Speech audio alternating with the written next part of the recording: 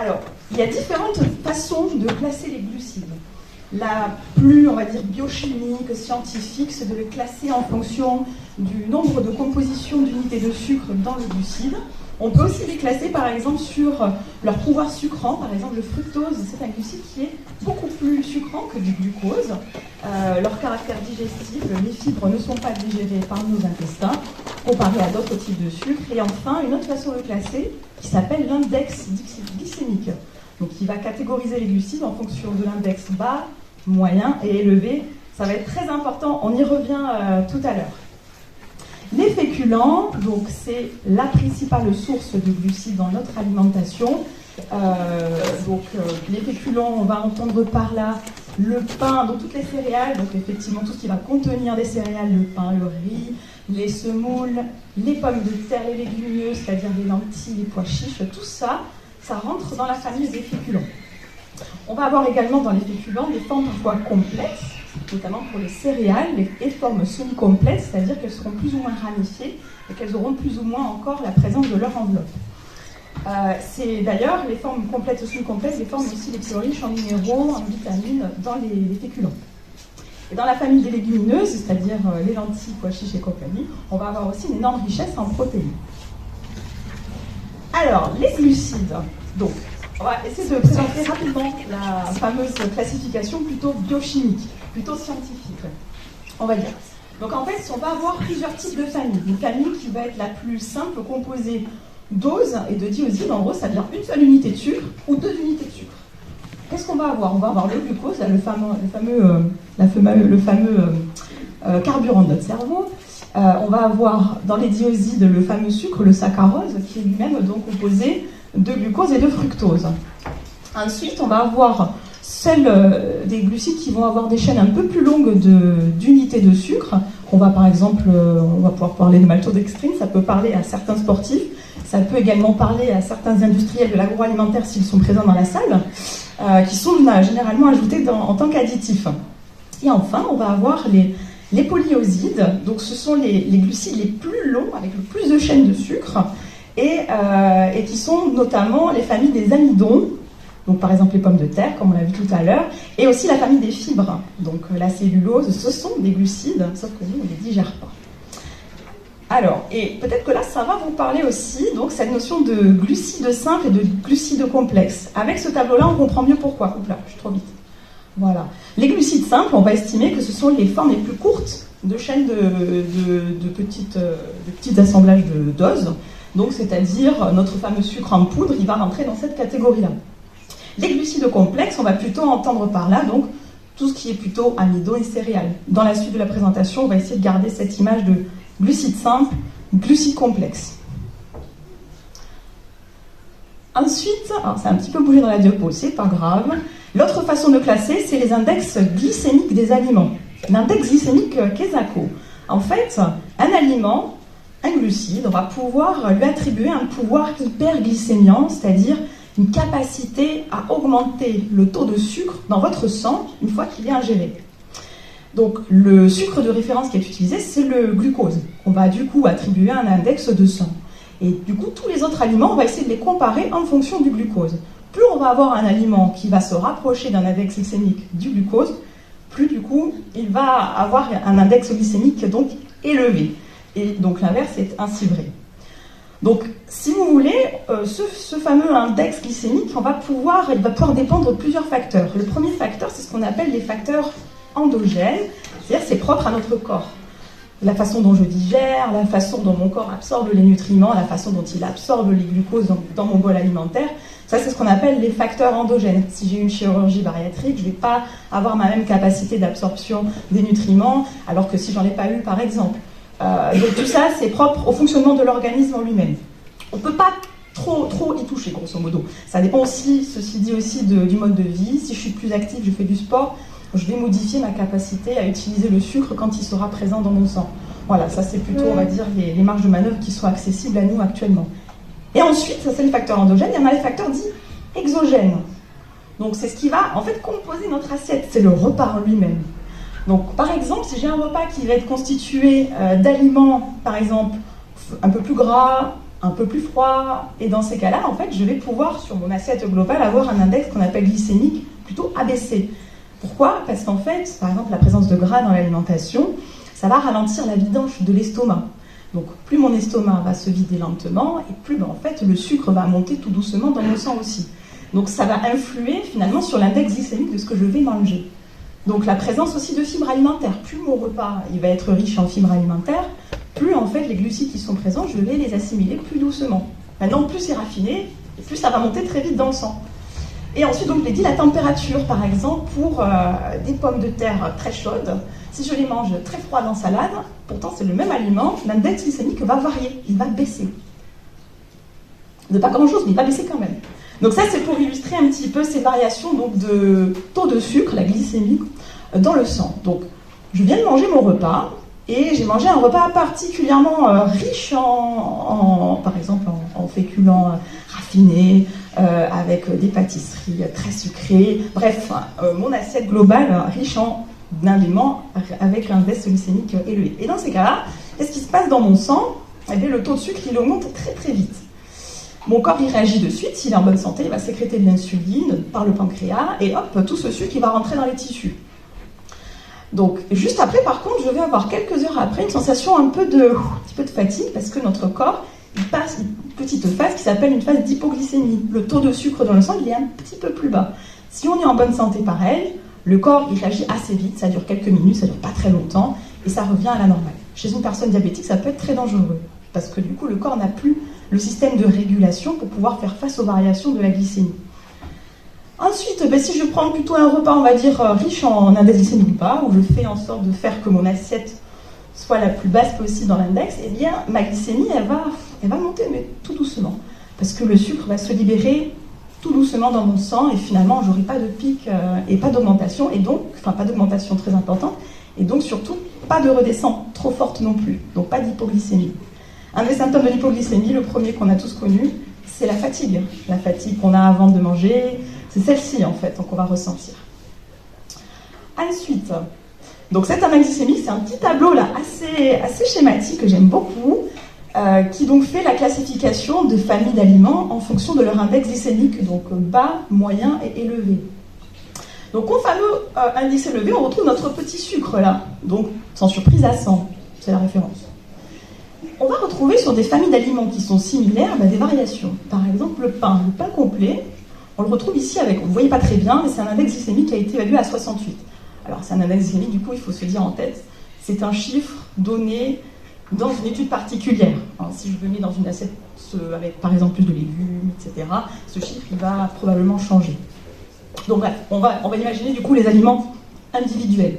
Donc mon pain complet individuel pour la même quantité absorbée, en fait, il va élever ma glycémie beaucoup moins vite, par exemple, que le pain blanc, parce qu'il est raffiné, le pain blanc. Du coup, il n'y a plus ces fibres qui font que l'index glycémique va être abaissé. Autre exemple assez intéressant. Alors, les beignets. Les beignets, ils sont considérés comme index glycémique moyen. Ok, là, c'est combien? C'est 67. Pourtant, c'est hyper sucré, on ne comprend pas, pourquoi? Et en fait, par exemple, je prends de ma gaufre qui est à 80. Mais comment ça se fait? On l'a vu tout à l'heure, la présence de gras, elle va influer en fait sur l'index glycémique. Mon béni est ultra gras, riche en lipides. Or, on a vu que ça pouvait ralentir en fait la vidange gastrique, un repas riche en graisse. Donc, ça influe sur l'index glycémique. Bon, ça ne veut pas dire qu'il faut se gaver de beignets pour autant, hein, c'est pas ça. Mais c'est juste pour vous donner un petit peu cette notion de l'index glycémique, ça va varier en fonction de la composition de cet aliment. Et ce qu'on va retrouver dans la famille des index glycémiques bas, ça va être surtout les légumineuses, les lentilles, les légumes verts, alors là, on peut y aller, certains fruits également, la majorité, et après, quand on se retrouve dans les index glycémiques élevés, on va retrouver effectivement nos sources d'amidon, la pomme de terre, et on va retrouver aussi certaines pâtes également. Allez, je continue. Sur les recommandations, cette fois-ci, en termes d'apport. En termes d'apport journalier, en termes de glucides, les recos, c'est entre 40-55% des apports totaux en glucides. Ça, c'est une fourchette valable pour tout le monde. Ensuite, quand on va regarder précisément les recommandations, on a deux types de recos qui sortent. On a l'OMS qui nous dit, ok, Ça, c'est bien pour les glucides, mais par contre, on va parler des sucres dits libres, et ça, il ne faut pas que ça dépasse 10% d'un apport énergétique total. Donc, apport énergétique total, on entend par là, par exemple, l'apport en fait en calories de tout ce que je dois manger en tant que personne par jour. Et bien, c'est sur tant de calories totales, il ne faut pas que 10% soit dépassé en termes de sucre dit libre. On reviendra sur la définition de sucre libre. Vous allez voir, il y a des petites subtilités. Donc, ça, c'est l'OMS. Pas plus de 10% maximum de nos apports. Ensuite, on va avoir la recommandation de l'ANSES, du coup, l'Agence nationale de sécurité sanitaire française, qui, elle, dit pas plus de 100 grammes de sucre totaux pour un adulte. Bon, on va revenir aussi là-dessus sur la définition de sucre totaux. Il y a des petites variations. Vous allez vite le comprendre, moi j'aime beaucoup cette définition-là parce qu'en fait c'est la plus claire à comprendre, on y arrive de suite. Alors, sur les recommandations de l'ANSES, donc on a dit 100 grammes de sucre par jour pour un adulte, et ils excluent tout ce qui est lactose, galactose dans les produits laitiers, dans la définition. Et pour eux, ils parlent de sucre totaux. Alors, qu'est-ce que les sucres totaux? C'est quoi qu'on dit sucre totaux? Qu'est-ce qu'ils entendent par là? Bon, en fait, ils entendent par là les sucres ajoutés. Soit le sucre dans notre yaourt nature qu'on va rajouter nous-mêmes, soit le sucre qui a été rajouté dans des produits industriels. Eh bien ça fait partie donc des sucres ajoutés. Il y a le miel qui est dedans aussi. Et après, ils estiment que dans cette définition, on rentre aussi la notion de sucre naturellement présent dans les fruits, dans les jus de fruits et produits laitiers. Bon, ça, je passe. Donc ça inclut donc les fruits. Si je mange ma banane, ça va compter du coup dans mes sucres totaux, les sucres simples qui seront présents dans ma banane, par exemple.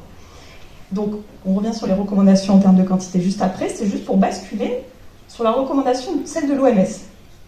En fait, eux, ils parlent non pas de sucre totaux, mais de sucre libre. Et pour eux, la définition, il y a une petite subtilité. C'est pareil, on reprend la notion de sucre ajouté, comme ici. Et eux, ils parlent surtout des sucres naturellement présents, mais non pas dans les fruits et les jus de fruits, que les jus de fruits. Donc ça exclut les fruits. Je préfère cette définition-là, parce que du coup, elle évite de se bourrer le crâne sur la notion « oui, du coup, il faut que je fasse attention avec ce type de fruit-là, ce type de fruit-là, ce type de fruit-là ». Et du coup, j'ai peut-être tendance à moi-même réduire ma consommation de fruits ou légumes, et ce qui n'est pas forcément une bonne chose, parce que les recours pour les fruits et légumes, c'est les 5 fruits et légumes par jour. Donc ça, il ne faut pas s'en détourner, au contraire, c'est important. Donc, la définition OMS, moi je trouve qu'elle est assez claire là-dessus, parce que du coup, elle parle du jus de fruits. Le jus de fruits qui n'est plus un fruit, même s'il n'y a pas eu de sucre ajouté, mais il perd tous ces fameux composants dans le fruit, la peau, qui elle-même est riche en fibres, etc. Donc elle est libre, libérée de tout sucre. Je vois qu'il y a une petite question. Oui, absolument. Allez, dites-moi tout, je vais essayer d'y répondre en même temps, ça peut être bien aussi d'interactif. Pour vous, ça va être facile, mais pour moi, je ne comprends pas. Dites-moi tout. Des recommandations, vous mettez ANSES et vous mettez à droite OMS. Mais qu'est-ce que ça veut dire exactement ces termes? Alors, en fait, l'ANSES, donc, c'est les recommandations françaises. C'est l'Agence nationale de sécurité sanitaire qui les a sorties. Et OMS, donc l'Organisation mondiale de la santé, qui elle-même a élaboré d'autres recommandations qui sont indépendantes de celles qui sont appliquées en France. Même si, en France actuellement, les recommandations convergent en fait entre ces deux-là. Mais je pense que ce qu'il va falloir surtout retenir, c'est quelque chose qui soit simple à appliquer pour vous.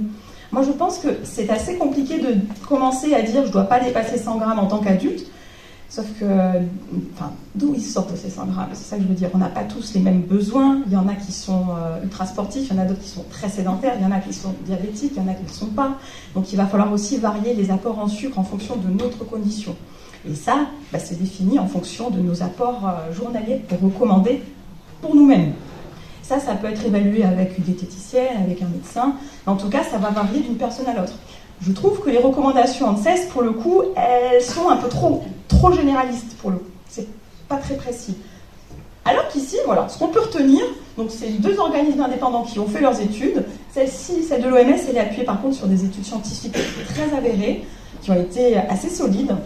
Moi, je parle des 10%, mais ils parlent aussi de voir diminuer jusqu'à 5% des apports totaux en sucre, ce qui est énorme, pour pouvoir limiter aussi les risques, notamment de caries dentaires, etc. Bon, je trouve que 10%, c'est déjà très très bien. Donc, par exemple, si on reprend la recommandation OMS, donc à 10% maximum de sucre libre, Si par exemple je suis un adulte qui doit consommer 200 kilocalories par jour de calories, c'est mon apport, et bien dans ces cas-là, ça représente à peu près 50 grammes de sucre libre que je ne dois pas dépasser, idéalement, pour pouvoir limiter l'apparition de maladies qu'on va voir juste après. Si par exemple je suis un enfant, avec donc du coup un apport calorique un peu plus bas, et bien du coup, en fonction de cet apport calculé par exemple 1800, ben, j'aurai que 45 grammes à pas dépasser par jour de sucre dit libre. Donc c'est important d'avoir cette notion-là. Si vous devez retenir une chose, c'est surtout cette recours. On continue. Donc qu'est-ce qui se passe en France actuellement au niveau des pratiques de consommation en sucre Donc on n'est pas trop mauvais. En vrai, au niveau des adultes, on est pas mal. On a à peu près entre 20 à 30% des Français qui auraient des apports qui seraient supérieurs à ce qui serait recommandé, en tout cas sur les recommandations ANSES. Par contre, là où le bas blesse, c'est chez les enfants. Les enfants, on a 3 enfants sur 5 qui sont largement au-dessus en fait, des recommandations en apport de sucre libre. Ce qui est énorme quand même, 3 enfants sur 5. Ce sont des futurs adultes, et ce sont de futurs parents. C'est là où il y a tout un enjeu à faire. Alors ben là, c'est juste pour revenir sur la diapo des sources en glucides. Ça reprend un peu la même que tout à l'heure. Donc, classé par catégorie d'index glycémique. Je reviens dessus, j'insiste, cette famille absolument oubliée et boudée. Les légumineuses, les lentilles, les pois chiches, les fèves, les haricots rouges. C'est des excellentes sources de glucides parce qu'elles sont très riches en protéines et très riches en fibres. Et elles ont, au plan nutritionnel, beaucoup d'avantages. Elles ne coûtent pas cher non plus, donc ça fait aussi une source de protéines assez accessible. Encore faut-il les digérer. Ça peut être un frein, effectivement. L'apport en fibres peut être mal toléré par certaines personnes.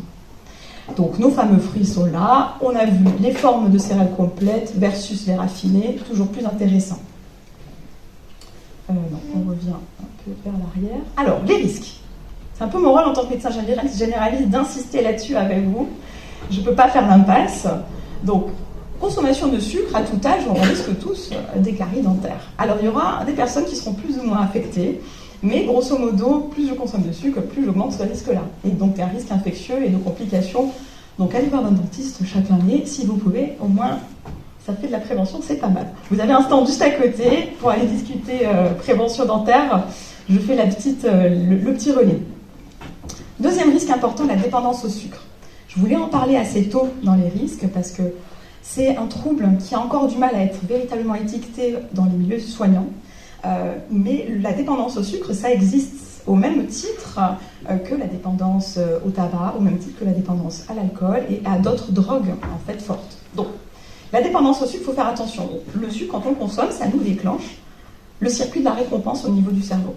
Donc, c'est pas anodin et parfois on va avoir des personnes qui vont avoir un rapport très compliqué avec le sucre parce qu'ils n'arrivent plus à contrôler en fait leur consommation parce qu'ils sont complètement dépendants de la substance. Il n'y a plus de logique dans leur prise alimentaire. Donc, on en parle. Voilà, comme ça, c'est dit. Ensuite, en termes de risques peut-être plus communs, la fatigue, les troubles digestifs, type ballonnement notamment. Plus on mange de sucre dit donc libre, des sucres simples, des glucides simples, on va effectivement avoir des troubles digestifs, des sensations de fatigue. On l'a vu tout à l'heure avec le chemin de l'index glycémique, avec les repas très riches, avec des phases notamment d'hypoglycémie plus régulières. Donc ça va également entraîner une fatigue de plus en plus intense. Et ensuite les cancers, en particulier les cancers digestifs, type cancer colorectal, et y compris d'autres cancers, à tel point que ça fait partie maintenant des recommandations de prévention de récidives cancéreuses quand les patients sortent de thérapie d'un cancer, d'une chirurgie, etc. Et en prévention avant l'arrivée d'un cancer. Ça fait partie maintenant des recommandations de diminuer tous les produits les plus sucrés. Autre risque, on va avoir le syndrome métabolique. Alors, je ne sais pas si ça en parle à certains, en tout cas, même y compris dans les soignants, ce n'est pas forcément particulièrement connu. Et il commence un peu à faire sa place. Syndrome métabolique, c'est une entité particulière qui va réunir plusieurs troubles, notamment des troubles liés à de l'obésité abdominale, et j'insiste, abdominale, pas l'obésité qu'on va voir chez certaines femmes qui va plutôt toucher les hanches et dite gynoïde. Donc c'est une obésité très particulière parce qu'en fait, elle est associée à un dépôt de graisse autour des organes. Donc, ce qui représente un facteur de risque. Donc, c'est cette obésité-là qu'on guette, notamment en mesurant le tour de taille. Ça associe aussi une glycémie trop élevée dans le sang. Pas forcément un diabète, mais une glycémie élevée. Ça peut associer aussi des troubles au niveau des triglycérides, qui est donc une forme de gras, et ça va associer aussi parfois une hypertension artérielle. Dès qu'on commence à avoir certains signes qui s'associent entre eux, là ça doit faire pop. Attention, on est dans une situation à risque cardiovasculaire important et éventuellement une situation de prédiabète pour certains. Et là, c'est là où on peut agir en amont, avant l'arrivée d'une pathologie qui deviendra pour le coup beaucoup plus complexe à traiter. On y arrive au diabète d'ailleurs. Donc elle-même provoquée par une insulinorésistance dans un premier temps, puis une baisse du taux d'insuline dans le sang. L'insulinorésistance, c'est un truc important. Alors, l'insulinorésistance, c'est votre corps quand vous mangez du sucre. Donc on a vu, il peut l'utiliser directement pour ce qu'il a besoin de faire, il peut en stocker un peu pour plus tard, au niveau du foie et des muscles. Et après, s'il y en a beaucoup trop, il va aller le stocker sous forme de graisse. Et la forme de stockage de graisse qui sera utilisée par l'organisme, c'est les triglycérides. Ces triglycérides, s'ils s'accumulent beaucoup trop, donc ils vont se déposer, non pas que sous la graisse sous nos peaux, mais donc sous la graisse autour de nos organes. Et c'est là où c'est compliqué. C'est-à-dire qu'il va vraiment se former une couche de graisse entre vos organes, le sang et l'action, par exemple, de l'hormone de l'insuline. Donc plus je vais avoir une sorte de masse graisseuse à traverser, plus mon insuline elle va avoir du mal à faire son boulot. Et donc, en fait, le corps, il va réagir en disant il n'y a plus assez d'insuline qui est efficace, pourquoi ça ne marche pas? Ben, je renvoie un peu plus d'insuline. Donc mon pancréas, il va sécréter encore plus. Donc c'est la phase dite d'insulinorésistance, où mon corps, il s'adapte, mais il ne va pas s'adapter trop longtemps. À un moment donné, ça va être le diabète. Donc il ne faut pas que je joue trop sur cette corde-là. Donc par exemple, c'est pour ça que je reviens sur le syndrome métabolique. Quand on a des anomalies sur les bilans sanguins, c'est là où il faut faire attention. On n'a pas besoin d'attendre d'avoir un diabète pour faire des choses. Ensuite, bon, bien entendu, surpoids et obésité, c'est un peu le fléau de notre siècle malheureusement, et en particulier chez les enfants, donc là où l'enjeu est assez important, et bien entendu aussi les maladies cardiovasculaires, qui est en fait un peu la continuité de tous les troubles qu'on vient d'évoquer, et donc le risque d'AVC, le risque de maladie cardiaque, d'infarctus, d'inflammation des vaisseaux, etc. Alors, quelques pistes pour essayer de maîtriser sa consommation. Je reprends les recommandations du Programme national santé, les plus actualisées. Alors, vous ne voyez rien, c'est de très mauvaise qualité, je vais essayer de vous le dire. Donc, il faut idéalement augmenter l'apport des légumes secs. On considère qu'au moins 2 fois par semaine, ce serait top. Augmenter l'apport en fruits et légumes, toujours la même recommandation, 5 fruits et légumes par jour, 3 légumes, 2 fruits, 3 fruits, 2 légumes, en fonction des personnes. Les plus entiers possibles, bien entendu. Plus ils sont frais, et mieux c'est. On l'a vu, riche en fibres, etc. Ça, c'est important. On essaiera d'aller plutôt sur, par exemple, des sources de glucides, des féculents plutôt complets, ou semi-complets. Idéalement, 1 fois par jour, un plat qui en contient.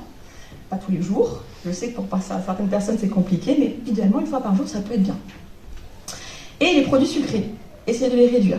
Donc on l'a vu maintenant, la recommandation OMS, c'est 10% maximum de notre apport calorique total qui devrait être consacré, bien sûr au maximum, à ces fameux sucres dits simples, à ces fameux sucres dits plaisir. Donc principalement dans les produits avec du sucre ajouté et les jus de fruits et les sodas. Alors, quelques petites pistes pour lire les étiquettes. Alors, je suis désolée, vous ne voyez pas grand-chose. Alors, en gros, c'était pour comparer comment je suis quand je suis face au supermarché, j'ai envie de m'acheter des petits biscuits. Qu'est-ce que je peux essayer de faire pour choisir le meilleur produit parmi 2, par exemple? Alors, c'est de lire déjà les ingrédients quand c'est affiché, ce qui doit être normalement le cas. Donc, par exemple, ici, mon premier ingrédient dans un produit, c'est l'ingrédient qui sera majoritaire. Sur ce premier paquet de petits beurres, c'est la farine de blé qui est prédominante. Très bien, ça c'est une bonne chose. Ça veut dire qu'on a des céréales, certes sous forme de farine, mais c'est des céréales quand même.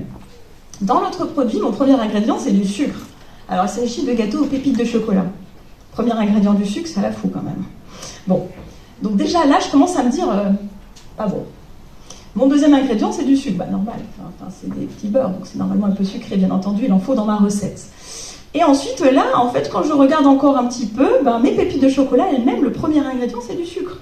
Non, c'est du chocolat. Normalement, ça devrait avoir plus le goût de chocolat que de sucre, etc., etc. Finalement, dans mon ingrédient principal, ce gâteau-là, il a plus de farine que de sucre à proprement parler, les sucres donc ajoutés. Ce sera plutôt un gâteau intéressant, qui restera un gâteau plaisir, mais ça sera un gâteau intéressant.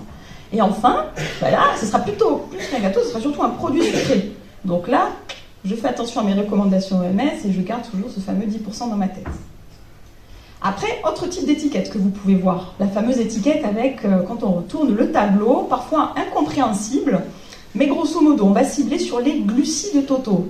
Glucides totaux, comme son nom l'indique, c'est tous les glucides, les amidons, les sucres ajoutés, tout est dedans. Donc dans les sucres totaux, on va avoir du coup les notions de sucre ajouté et les sucres éventuellement présents naturellement si par exemple il y a des fruits dedans. Donc là, sur mon petit biscuit, je suis à 3,5 g de sucre qui rentre en compte dans mon décompte de 10%. Là. Ils sont partis, c'est ceux-là qu'il faudra compter. Et les amidons, du coup, qui sont du coup la forme complexe et la forme céréale, qui celle-ci ne rentre pas en compte dans le calcul de l'OMS. On continue. Ça, c'est des compotes. Alors, les compotes. Charlie Alice, bon, on s'en fout des marques, hein, mais bon, c'est une compote. Là, c'était pour vous montrer dans la catégorie glucides. Donc, j'ai 13 grammes, dont sucre 11 grammes. C'est un produit qui est sans sucre ajouté, donc il s'agit en fait des sucres présents naturellement dans mon fruit, mais sous forme de compote.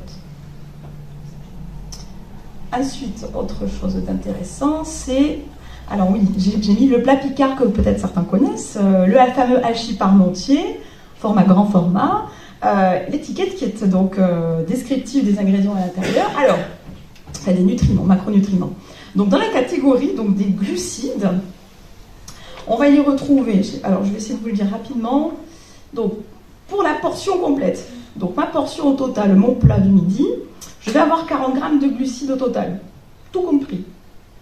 Et les sucres, dans la catégorie don sucre, j'en aurai 4,8 grammes. Maintenant on le sait, le don sucre pour les industriels, c'est les sucres ajoutés ou éventuellement les sucres présents naturellement, présents dans l'aliment de fruits. Bon.